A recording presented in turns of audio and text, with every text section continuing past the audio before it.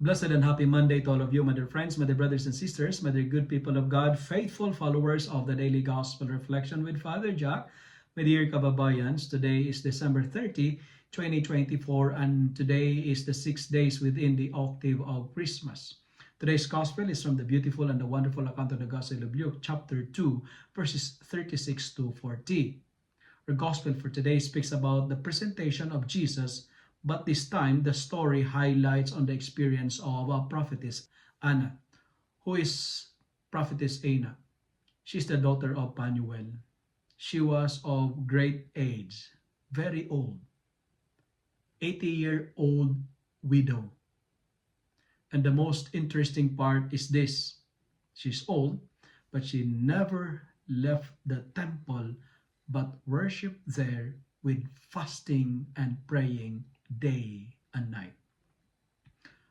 What's the gospel message trying to tell us today? 3 points that I would like to share. First, the life of prophetess Anna is telling us of this beautiful message. Even when you are old, even if you are gurang, even if you are matanda, God will bless you. But friends, never allow your age prevents you to worship the Lord. Follow the example of prophetess Anna. At huwag kayong matakot tumanda. Kahit sabihin ng iba na wala ka ng silbi, kahit marinig mo sa iba na matanda ka na, ango-ango ka na, thunders ka na, wala ka ng lakas, wala ka ng pakinabang. Kapatid, merong Diyos na hindi ka pababayaan. Because that's the experience of prophetess Anna. Ang biyaya ng Diyos ay walang hangganan. Ang biyaya ng Diyos ay hindi tumatanda. Ang pagpapala ng Diyos ay pang senior citizens din. Seniors has a special place in the heart of God. Never allow your old age stop you from worshiping the Lord.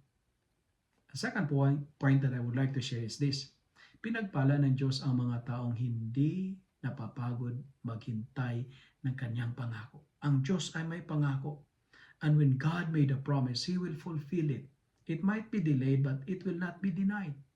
Because God is blessing those people who are not tired of waiting His promises. God is blessing those people who never give up. Those who have patience to wait. In short, huwag tayong mawalan ng pag-asa. Si Anna, nawalan ng asawa, pero hindi siya nawalan ng pag-asa. I say it again, si Anna nawalan ng asawa, pero hindi siya nawalan ng pag-asa. She's widow, but she's waiting and waiting for God's blessing. Kapatid, umasa ka sa Diyos. In a hopeless situation, in a desperate situation, turn to the Lord, because those who put their trust in the Lord will never be disappointed. If you turn to the Lord, God will overflow you with infinite blessings and abundance. If you hope to the Lord, blessings will chase you. It's not you who will chase the blessing, but blessings will chase you.